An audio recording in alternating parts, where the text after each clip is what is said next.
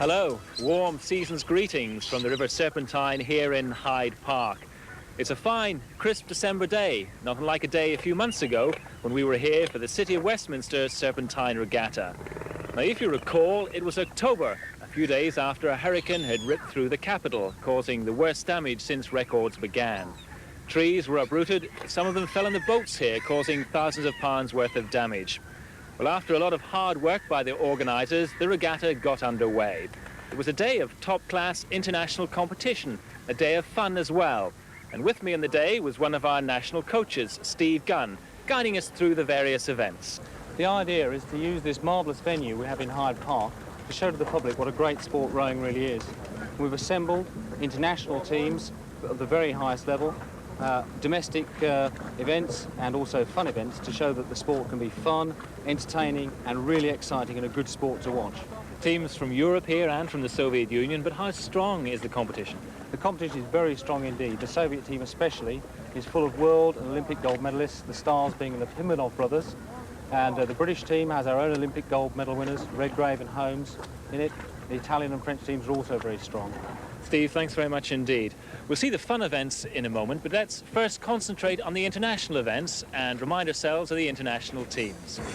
The Great Britain team includes two of the finest oarsmen in the world, Stephen Redgrave and Andy Holmes. Toughest competition today comes from the Soviet Union with the Pimenov brothers. The Italians are led by world and Olympic champion Giuseppe Abagnale. And the French are here, always successful at junior level, now hoping to make an impression at senior level. So let's join our first international race of the day. Our commentator is Phil Liggett. And the four nations on the start line for the first of 6 international races this afternoon. A difficult one for the Coxes on this windy day. Here's Pat Sweeney, the Great Britain Cox. On this one, with such a strong crosswind, it's going to be the one who can keep the nerve as we come off the start, because we're going to be getting blown around, so that's going to be a major factor. The other one is that because it's such a short race, you've got to come off fast, and there are some tactics that you're going to have to push again at the halfway. We're going to have to keep it lively all the way down the course, and with such a strong wind, the likelihood is that people are going to get a bit mixed up in the crosswinds and start throwing a lot of water around, so we're going to have to really make sure we push again about halfway. And the words of Pat Sweeney there, and this is the British quartet, John Garrett, John Maxey, and the 2 Olympic champions, Andy Holmes and Martin Cross, on stroke. You can just see the head there of Pat Sweeney, and he's in the front of the boat, unlike in the 8s, and it helps the run of the boat during the race. And there we have the Italians on the inside, seeming to be lagging at the moment. The face there of Martin Cross, the Olympic champion, sitting in front of Andy Holmes, the other Olympic champion. And they do seem to be pulling quite well. They've got the Russians on their right shoulder, and the Russians at the moment seem to be just ahead. Ivan Vysotsky, the world champion in 1985 at Home Pier Pont in Nottingham, and he's at the front of the boat, and he's pulling this boat well at the moment. The French also creeping into the picture. This is the Italians. They seem to be last in the fort at the moment. That's something of a surprise. They've drawn the outside lane, lane number 4, which has been favoured by some of the club racing here earlier today. But the Russians have got the inside lane at lane number 1. They're feeling most of the wind, which is slightly off tail to cross. And the Russians clear, and the British seemingly dropping back in only 3rd place at the moment. Well, we expected this to be a much closer fight between the Russians and the British quartet. The French are intruding there, and it's going to be a clear victory here for the Soviet Union. 4 very valuable points in this opening match. The Soviet Union are clear. France will take 2nd. There's a surprise. And in 3rd place, Great Britain. So an excellent start for the Soviet Union with the Pimenov brothers on board. And I'm not surprised that Martin Cross there looks a little bit disappointed. So, a win there for the Soviet Union, a very good time of 1 minute 26.67, 3-second beating of France, and Great Britain only in third place. The situation then, after event number 1, 4 points going to the Soviet Union, 2 only to Great Britain, and 3 to France. The point system, by the way, 4-3-2-1 for the first 5 events, and then we are 10, 7, 5 and 3 for the last event, the 8s. So we come now to something of a charity race, the House of Commons, but there's nothing charitable here about actor Rodney Bewes.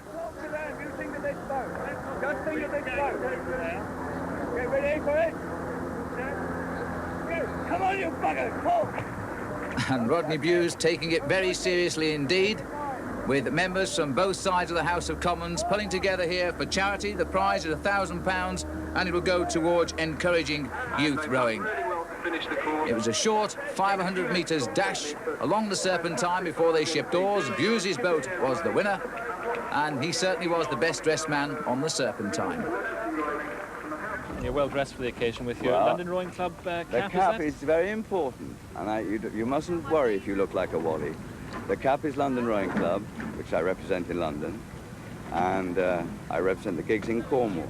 And I've been all over the world with this cap. I've rowed in Hong Kong Harbour in this cap, and it fell in Hong Kong Harbour. And it's priceless like the gigs. Indeed it is, and now we're back with the internationals here, and this is round number 2, the international singles sculls, with Stephen Redgrave from Great Britain in lane number 1, this massive man, the Commonwealth Games champion. In lane number 2, Alain Moretto, who wears turquoise from the French team. Lane number 3, the Russian danger, Valery Desenko, a quads world champion. And on the far outside, the lesser known of the 3 Abagnale brothers, Agostinho Abagnale, the youngest. So they're all set to go. Short 500 metres sprint. And this should be a battle between the Russian Desenko here and Stephen Redgrave. Redgrave came away from the Commonwealth Games last year with 3 gold medals, 1 in this, the single scull. He'll be the man the Russian will have his eye on. Redgrave on the far right of the picture here. The Russian in the centre of the 3 other scullers. And remember, it was France who surprised last time with that fine second place in the opening match. And are they going to keep up that sort of pressure? At the moment, it doesn't appear so. It looks as though Redgrave's going very, very well on the bank side. And it does appear running to form here. The Russian Desenko in the centre. There he is. Glanced across there to see the whereabouts of Redgrave. This very strong wind is building up all the time here this afternoon, it making the going very, very choppy indeed. But Redgrave pulling extremely well on the far right and coming clear with the Russian. The other 2 are appearing now to be out of it. And again, it's Desenko watching Redgrave on his right. 3/4 distance now. A massive man, Stephen Redgrave. 6 gold medals at World, Olympic and Commonwealth Games competition level. And he's got a good half length here on Desenko. This is going to level the score perhaps, because remember, Great Britain only got 3rd in that opening race. And that was a little bit of a surprise, but he's coming clear for this one. So Redgrave is beginning to put Great Britain back on to a winning trail here, perhaps. He comes to the cheers of the crowd here, a length ahead. So Stephen Redgrave will be delighted with this. Victory over the Soviet Union's Valery Desenko, who takes 2nd place. And in 3rd place, the Italian Agostinho Abagnale. And there you can see the winning margin for Stephen Redgrave for Great Britain. And in fact, the judges have relegated Italy into 4th place because Abagnale jumped the gun. Stephen, congratulations. Thank you. Was it very easy? A race like that is never that easy. I was able to take it a little bit easier across the line. The Russian got a very good start. I didn't have a very good start. He got a slight lead on me. Coming into the last 100 metres, I just squeezed in front. He caught his blades and virtually stopped, and then it just made it an easy paddle across the line. Did the wind affect you at all? There's a bit of a crosswind. It's a nasty crosswind. It's not very nice, especially in a single. I'm not really looking forward to steering in the pair as well. It's going to make it very awkward. But should be no problems in the 8 with the steering-wise. And that win brings Britain back into contention. They're now in 2nd place, a point behind Russia, who have 7, Britain 6, and France 5. Well, believe it or not, I'm sitting on the edge here of the oldest rowing boat in the world. It's a Cornish pilot gig, and the man who's piloting it today here at the Regatta is John Borden. John, really, is it the oldest rowing boat in the world? As far as we know, through all the records, it's the oldest boat still in existence and rowing competitively. When was it built? In 1812 by Mr. Peters of St. Paul. It's a pilot gig. What does that mean? Well, originally they were used to pilot every company in every harbour in Cornwall and some in Southern Ireland. At a pilot company, they would race out to the sailing boats, put a pilot aboard, and they would also have the job of working the cargo, whichever company got there first. Do you not worry about taking the oldest rowing boat in the world around with you? Something might happen to you. We do worry a lot, but like everything else, if you kept the heirloom locked in the cupboard, nobody would ever see it, and why keep something beautiful? John, thank you very much indeed. So we'll see the oldest rowing boat in the world, the Cornish pilot gig, racing with the men's crew later on. And a light-hearted moment for the youth of the London boroughs in their jousting competition. But the city of Westminster here really playing their part in many sports this year. Athletics, cycling, show jumping, as well as sprint rowing. And now we go to the Dragon Boat semi-final, the first of 3 semi-finals, winner only going through to the 3-boat final. And this really is one of the unusual aspects of the Serpentine Regatta. This is the Northwich team in lane number 3. In lane 2 is the Tyne and Weir Rowing Club, and on the far right of our picture will be Way Rowing Club. And you notice here on the drummer in the Dragon Boat, our head camera, and we'll promise you during the programme some very unusual and exciting shots. And there's one of them. Well, the Dragon Boats are something rather special, and they're becoming more popular all over Britain as Dragon Boat clubs are forming. And the champion prize in the final of this event today will be a trip to Hong Kong and the Dragon Boat Festival next year. And there can't be a finer first prize than that on the Serpentine today. And not surprisingly, the 20 paddlers here really putting their backs into it. Northwich at the moment, though, do not appear to be making all of that much headway. You can see the work being created here on our head camera, the drummer banging out the message. If we look back in history, in fact 2,000 years, then we go back to the time when they used the drummer to frighten the fish and hopefully save the man in the water.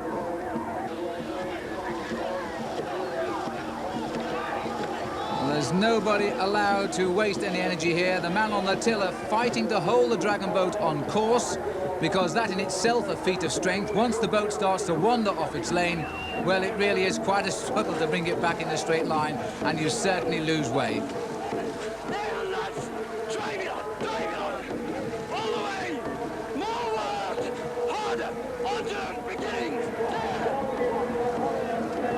And Northwich, it seems, on the inside, despite the help of the coach urging them on, it looks as though Way on the far right are leading with their dragon head just ahead of Tyne and Weir in the centre, who've come all the way down today, despite the hurricanes yesterday, to take part from Newcastle.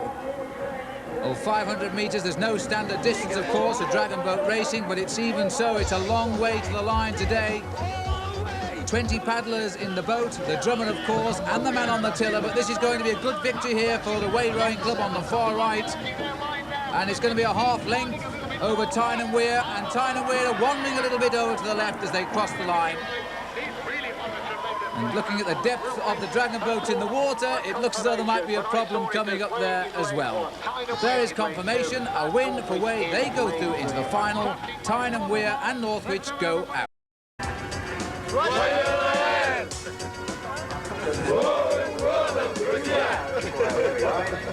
Welcome back to Hyde Park, where today we're looking back at the City of Westminster Serpentine Regatta. Along with the international competition that day, we really did have a lot of entertainment, provided by a variety of races in boats of all shapes and different sizes. Take these ones, for instance, the Dragon Race. And the Dragons are raring to go here in the second semi-final, which is between Elmbridge in lane 1 on our far right, Thames Valley in the centre, and Richmond on the left. We already have Way through to a place in the final. Winner only, remember, goes through. The prize is an attractive trip to the Hong Kong harbour, part of the Dragon Boat Festival. Well, this is Richmond here, nearest the camera. One of the shortest travelled teams, a little bit further along the Thames today. Thames Valley in the white. And they're putting a lot of weight behind those paddles, and there's certainly plenty of it in the boat here. It's running a bit low in the water. It looks to me as though the drummer's conducting the orchestra, but the rhythm is right. At the moment, Thames Valley look as though they are in second place, certainly, pushing Elmbridge on the far right of our picture here for the lead. Richmond, it appears, are bringing up the rear. Well, plenty of support for this unusual sight. And just look at this. That's certainly the youngest drummer on the Serpentine today.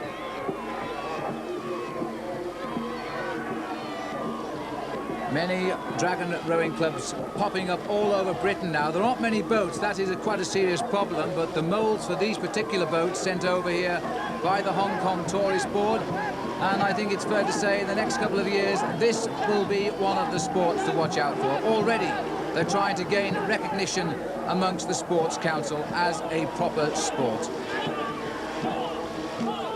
Certainly it's the biggest and most attractive prize today, the trip abroad. There's no denying that they're putting their backs into it. In fact, they will tell you that anybody can have a go. No particular skills required, they say. Some might disagree. Elmbridge now keeping the lead on the far side in the green. Thames Valley still the only challengers and coming up very, very well here. This is going to be a good finish. Winner only to go through, remember. Weir already there. One more semi-final to come to make up the composition of the final. And the boys in green are clear. As they come up now towards the line, Elmbridge look as though they're going to take this one. There's a good challenge coming from Thames Valley, and Thames Valley are coming back on them. They're pushing Elmbridge all the way to the line. That's an excellent finish between Elmbridge and the Thames Valley, and that's going to go to the photograph. But there it is, a victory for the Elmbridge Canoe Club over Thames Valley, Richmond third. So it's Elmbridge who go into the final. Way are already through. And we can return now to the international team event. 6 events this afternoon, 2 already gone, and the USSR have 7 points, Great Britain 6 and France 5. And this is the third event, the international double sculls. And this should be quite a race. And in lane at number 1, we have drawn the Italians, Giovattini Suarez and David Tinzano. In lane 2, for the Soviet Union, Mikhail Ivanov and Igor Kotko. France have drawn lane 3, Francois Porte and Danielle Fauché. And the British pair in Great Britain in lane 4, Adam Clift and Sally Hassan. Clift, the most experienced member of the two, a world silver medalist with Martin Cross in 1985 and a Commonwealth Games gold medalist in the coxed fours as well. So Adam Clift and Sally Hassan, they're hoping to carry on the good work now set up by Stephen Redgrave. Remember, Russia won the opening match. Redgrave came good in the single sculls, and now we're in the double sculls, and Clift and Hassan, all members of the team, by the way, must row or scull in 2 of the 6 events, minimum, and maximum 3 of the 6 events. Well, it does appear this time France are well and truly out of this one. And we've got the British here in lane 4 on the left of our picture, just about holding the Russians at the moment. Mikhail Ivanov, the world champion in 85 and 86 in the quads, and Igor Kotko. And the Soviet Union are nosing ahead, but they're being challenged well here by the British. And coming through on the inside, Clift and Hassan are coming back well. Look at this now, neck and neck as they come up towards the line between the British pair on the near side of the camera and the Soviet pair.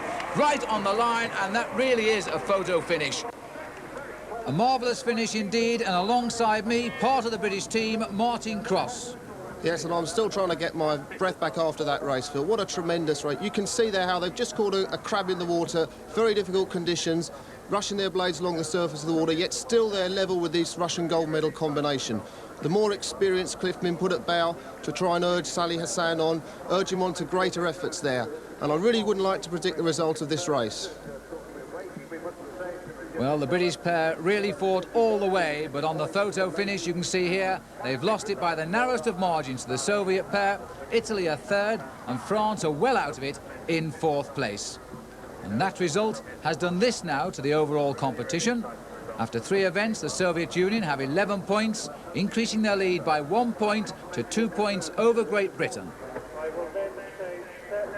And the bird's eye view for us from the camera mounted on the head of Oxford Cox, Ruth Potter, and the chance for us to have a unique view of a very old tradition, the women's boat race between Oxford and Cambridge, and this over the measured course of 500 metres, not to be confused, of course, with their annual meeting at Henley on the Thames. So we can join Ruth, the Oxford Cox.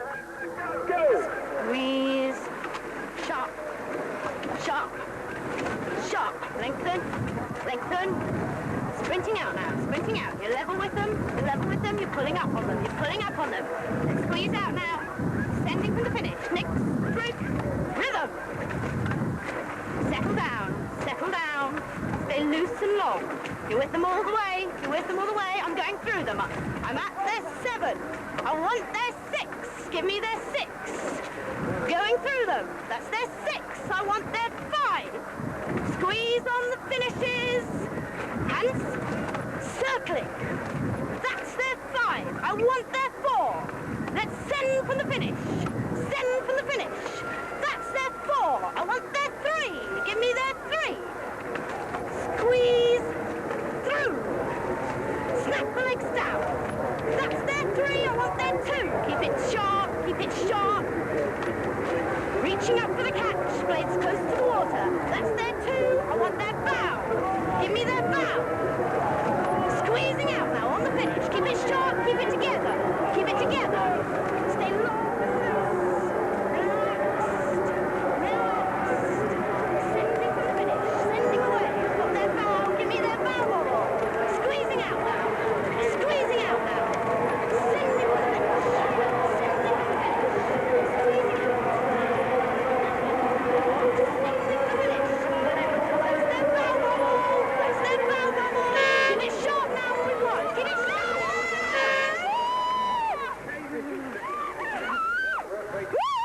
And so squeals of delight there from the Oxford crew as they beat Cambridge, but it can all change, of course, by next March. And here are the Dragon boats back in the water for the third semi-final. Far right is the Kingston Royals, in the centre are Lincoln, and this is Wraysbury. Remember, only the winner going through to the final. Way and Elmbridge are already through, and this is the Lincoln Imps really powering their boat across the 500-metre course.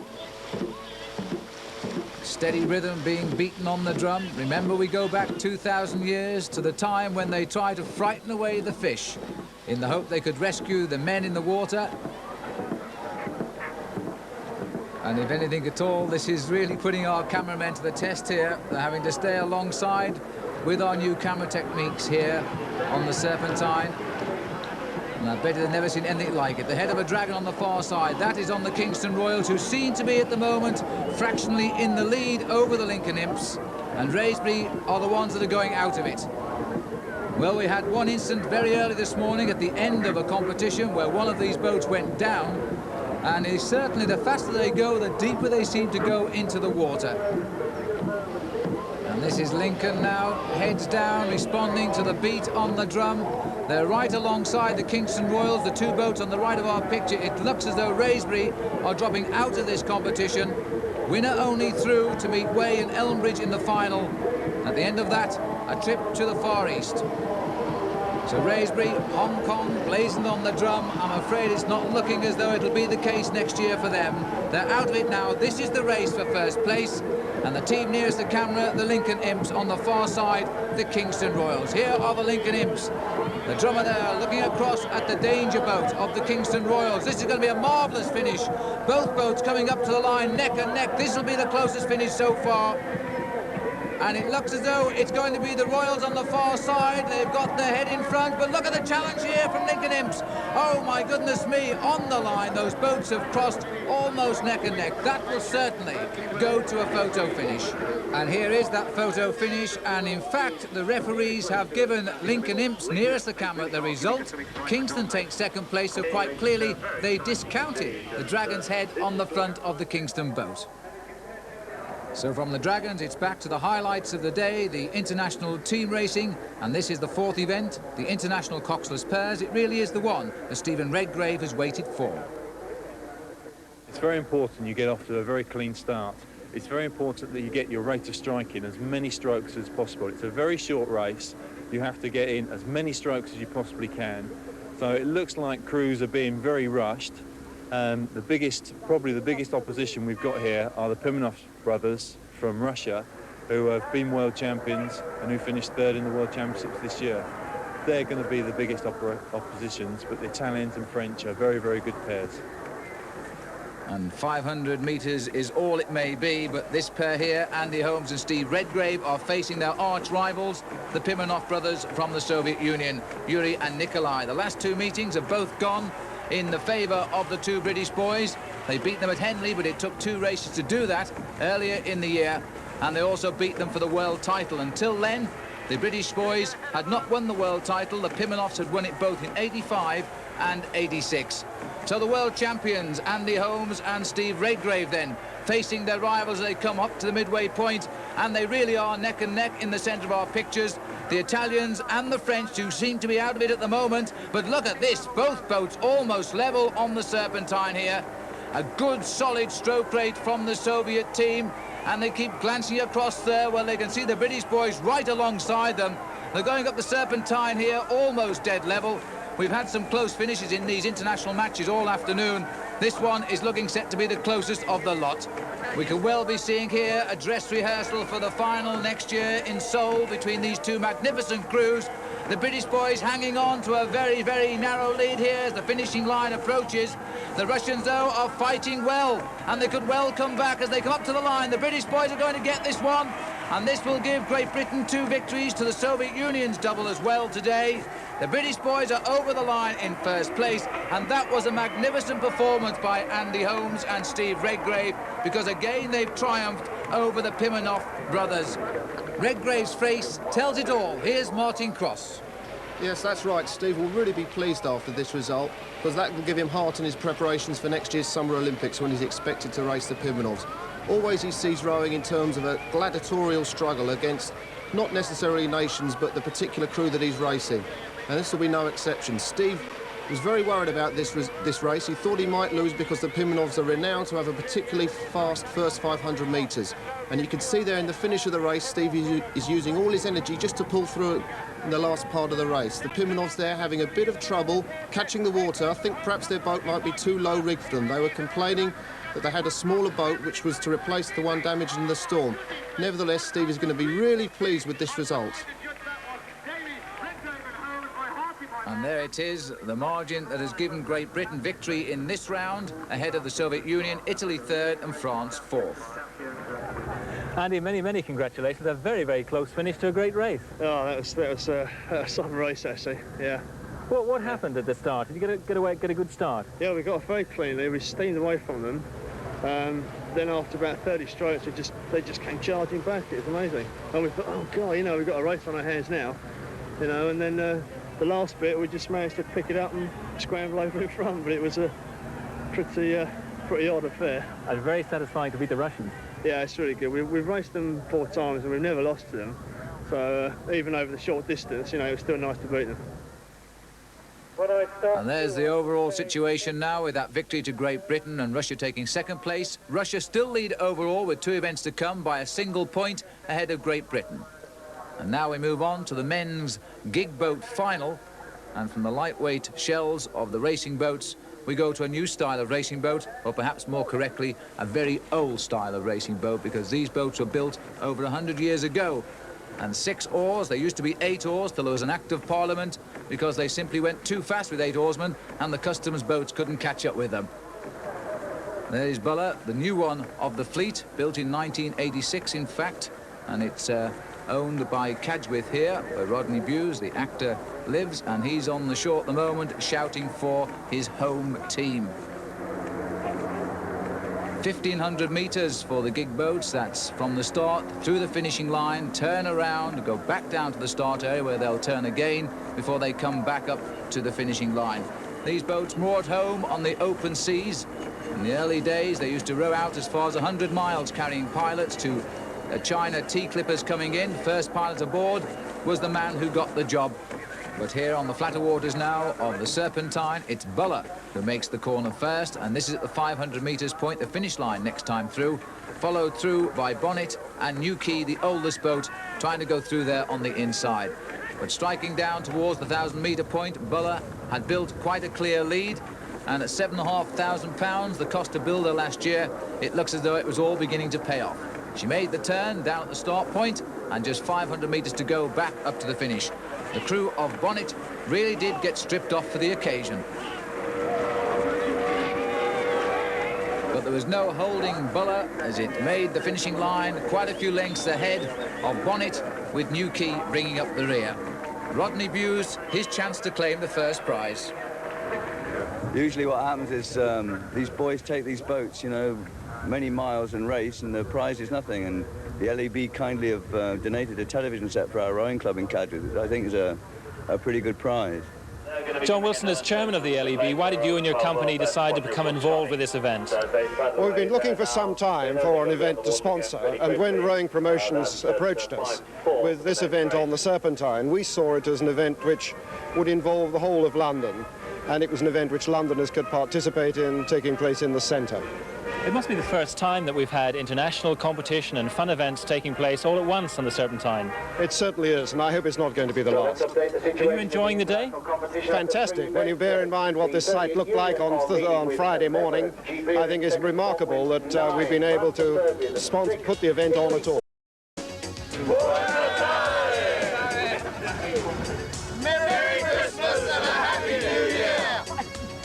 Welcome back to Hyde Park, where we're recalling a day in October in the city of Westminster Serpentine Regatta. Now, it was a day that brought us a lot of fun, but also top-class international competition, as teams from Great Britain, France, the Soviet Union and Italy competed against each other.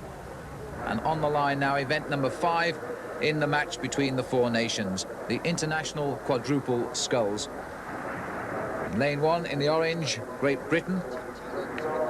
And they've drawn the inside lane, and the USSR here nearest the camera, they've got the outside lane, number 4. Italy are in 3 and France in lane 2. And this will be another strong test for this British quartet, Richard Stanhope, Mark Buckingham, Adam Clift and Salih Hassan, because they're facing here the Russian world champions, Mikhail Ivanov, Sergei Kiniarkin, Valery Dosenko and Igor Kotko. And this is the actual team that won the world title in the quad sculls this year in Copenhagen. And it looks to me as though they've got off to a very good start, the Russians. This is the Italian team. We haven't seen too much of the Italians this afternoon. It really has been a battle between the two top nations, Great Britain on the right and on the left, the Soviet Union. Salih Hassan and Adam Clift second in the double sculls early. It looks to me there as though the British team caught a buoy, and that is going to hamper them as they're coming up towards the line. This is in favour of the Russians now. Russians pulling clear here. France again are out of this. Italy staying in with a chance, but it looks as though the Soviet team now are going ahead of Great Britain. Now, this is a shame because Great Britain were challenging for this overall trophy, but the Russian World Championship crew here pulling well clear of Britain, and it's Italy now in second place. Italy are going to get second, but there's no doubt about the winners this time, a length in favour of the Soviet Union. Second are Italy, and third are Great Britain, and that's rather a shame, really. Indeed, striking the buoy has cost the Britons dearly, but what about the technique of the Russians, Martin? Yes, and a super close-up camera shot here allows us to see the difference between sculling and rowing. Here we've got sculling, where each man is holding 2 blades in his hands. Rowing, of course, you're just holding 1 blade, and this makes sculling a lot more difficult. And quad sculling, 4 people in the boat, of course, is the most difficult form of sculling you can have. And this Soviet quad is the best exponents in the whole world of this art. Tremendous crew to watch wherever they go. Absolutely, poetry in motion indeed. The Soviet Union then win the international quadruple sculls. Italy are second, and a disappointing third place there for Great Britain. France are fourth. And the overall situation with the 8 to come now, that the Soviet Union have 18 points, 3 points ahead of Great Britain, so a great battle to come later. And with more than 70 events on the Serpentine today, we can have a chance now looking at the men's open singles final. Ralph Thorsen, the famous Norwegian former world champion, he's come through to the final, and he faces very strong opposition indeed. In lane 1, furthest from the camera, Rory Henderson from the Lee Rowing Club, Thorsen, then Dave Richards from Westminster School, and Julian Scrivener, also from the Lee Rowing Club. So, only 500 metres, and single sculling really is a sensational race over such a short distance. And this is Dave Riches. He's never quite made it to international level, but he's had a couple of wins at Henley, and he really is now taking his chance well in the final. It's been a long, hard fight to qualify for the final today. Elimination races going on since 9 o'clock this morning. And this is Julian Scrivener from the Lee Rowing Club, and his double sculls partner, Rory Henderson, is on the far side of him here. But today, they are in deadly earnest as rivals to try and win this open singles final. And this should be the man who could stop them. This is Ralph Thorsen from Norway, ex-world champion, perhaps the least famous of the double sculls pairing from Norway. But Alf Hansen never made the final. Hansen, not so good over 500 metres. He likes to come more into his own towards the 2,000 normal distance of this race.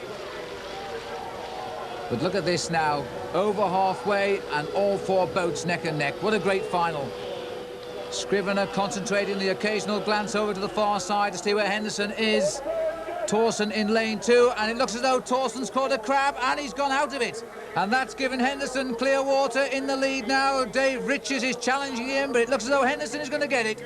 Rory Henderson is the winner. Dave Riches is in second place. Julian Scrivener gets third, and a very unhappy Rolf Thorsen comes home in fourth place. And here is the official result, in case it's needed, of the men's open final. Rory Henderson from Lee Rowing Club, Dave Riches from Westminster School, and Julian Scrivener, also from Lee, was third. Rory, congratulations. You seem to enjoy the shorter sprint races.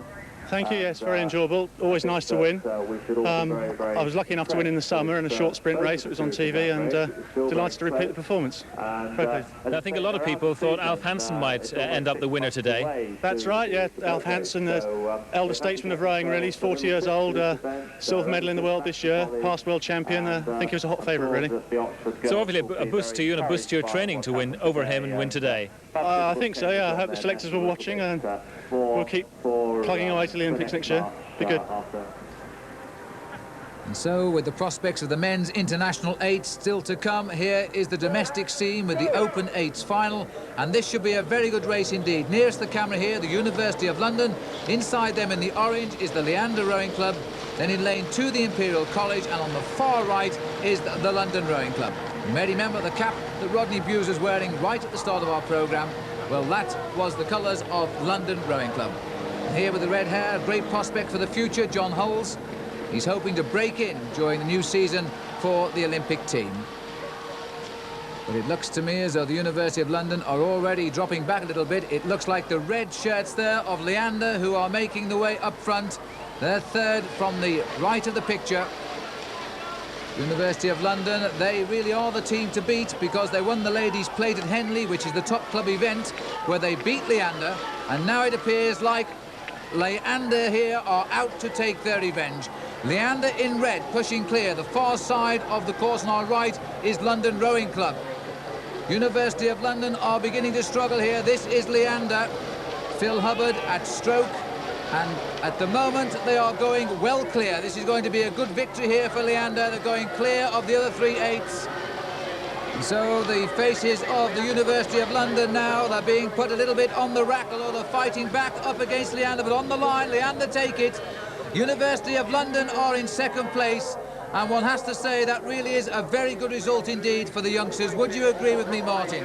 Yes, I certainly would. They'll be thinking that the international selectors will be taking notice of this win. They all expect to be in the team in the next couple of years. You can see their technique needs improvement. They're a little on the rough side. They should only be burying just the ends of those blades, and the water's coming halfway out the loom. But nevertheless, they've shown they've got a lot of power there for the future. And so the B squad of the Leander youngsters come top of the pile in the men's Open 8's final, beating the University of London Boat Club. London Rowing Club were third, and the Imperial College Boat Club were fourth. And so to the presentation by John Wilson, chairman of the London Electricity Board, congratulating here the Leander B team. Well, they'll be extremely happy with their performance on the Serpentine. A chance to impress the selectors perhaps for next year's Olympic Games at Seoul. 5 newcomers in this team, and didn't they do well? Well, this is one of the friendly faces on the front of a dragon boat, one of the races that's causing a lot of fun and entertainment and interest here today. With me is Mike Haslam, who organises the dragon boat racings here in this country. Mike, it seems very popular today. What's behind dragon boat racing? Oh, it goes back 2,000 years to China, and it developed in the fishing communities. It was really to commemorate a guy that was against the local politicians who were corrupt, and he threw himself into the river to escape, to make a protest, and his friends went and rescued him, banging drums and all the rest of it. From that developed dragon boat racing, and they do it every year to commemorate that occasion. Certainly, I say a lot of fun and interest today, and the winner of today's event will get going to Hong Kong, is that right? That's right. The winner of today's event will be sponsored by the Hong Kong Tourist Association to go to Hong Kong next year as the British representatives in the Hong Kong International Racing. And what sort of chance will they have, do you think? Well, I don't know. There has been a team going from Britain for the last few years. I think they've made the final a couple of times, but have not yet won. Hopefully we might do better, because this is the first time that we've had a real selection for it. Normally we've just nominated a team. Now there's been 20 crews here racing to have the honour of going, so I think we'll do something better next year. And just who will have the honour of going to Hong Kong? This is the dragon boat final.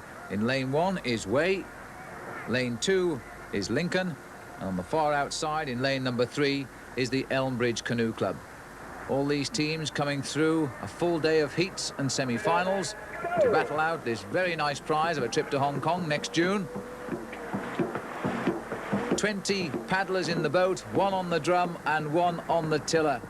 You can have, of course, fewer if you wish, but you lose a little bit of strength in so doing on the paddles.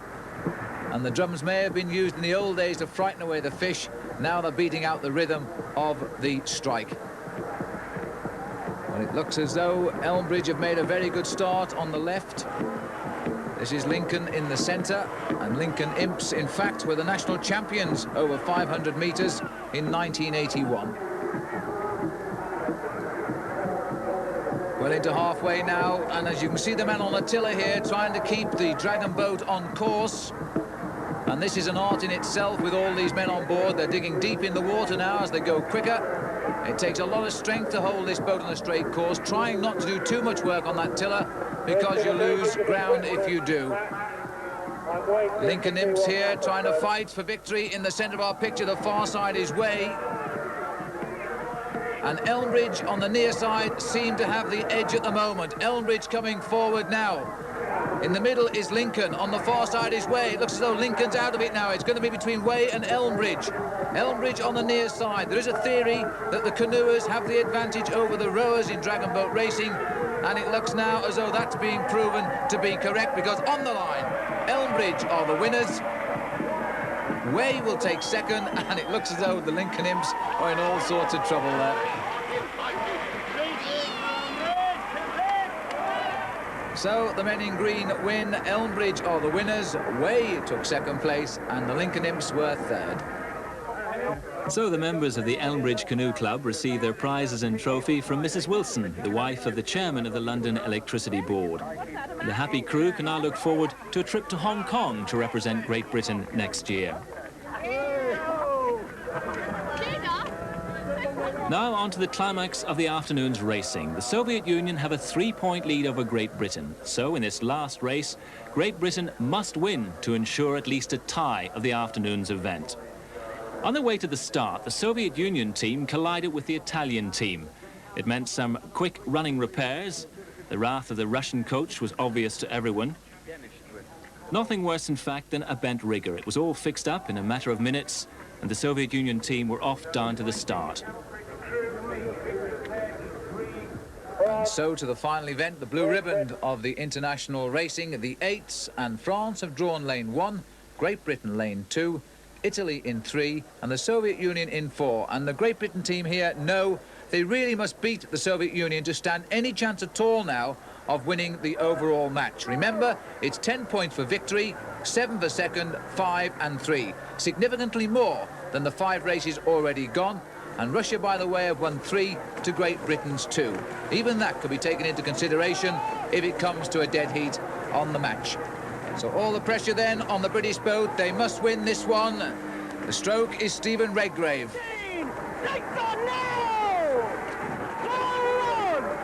That's it! Leading by about quarter of a length! And And that quarter of a length does appear to be the British ahead of the Italians, because the Russians are very, very close indeed. There doesn't appear to be anything in it here at all. Redgrave and his crew now having to work very hard. This is the crucial race for them. They must win it. The Russians looking across to the British to see exactly where they are. And stroke for stroke, they're matching them.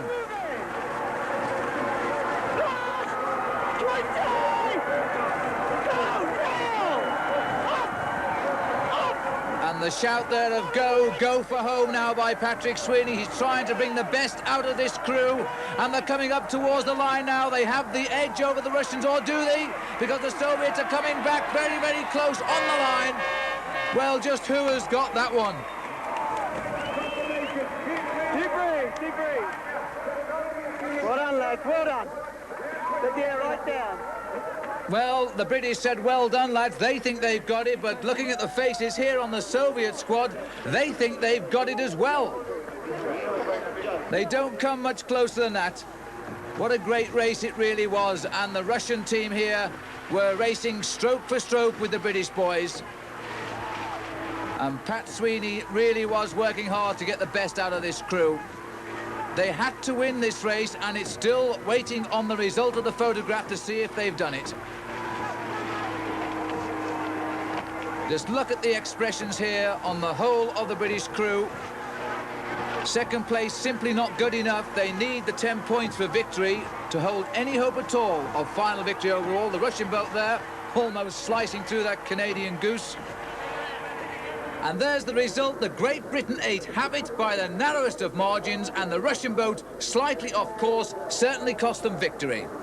So that puts them equal on points overall. Many, many congratulations, Pat. A great end to a great day. Yeah, very good, very good. It's an enjoyable day. We had touch and go with the Russians in the races, and then in this one it was the same again. So good finale for the whole thing. You must be the calmest man here. Everybody in the banks thoroughly excited by the result there. Out there it wasn't about 100 metres to go. It was getting a bit dicey, but everything came right. Where did you get that extra finish from? Actually, we had a very good start, and we managed to jump out about half a length. And they were coming back through us, and then I don't know where the guys got it from, but they threw in about 10 just before the line, and it kicked back in again, so it went really well. Terrific. Very well done. Thanks very much, Pat. Right. And that great finish to the final event of the afternoon meant indeed that the points were tied, Great Britain and Soviet Union sharing 25. The French picked up 11 points and the Italians 14. Now, both the Great Britain team and the Soviet Union team had recorded 3 victories, so the fine Waterford Crystal trophies were shared between the two teams.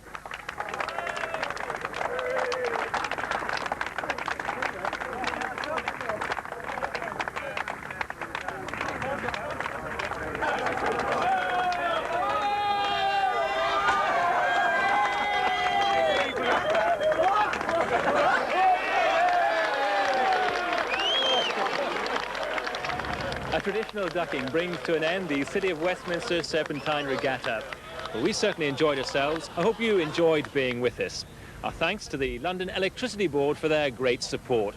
I hope you continue to enjoy the Christmas season. It just remains for me to wish you a happy and peaceful new year. And I leave you now with some of the scenes from the regatta. For now, bye-bye.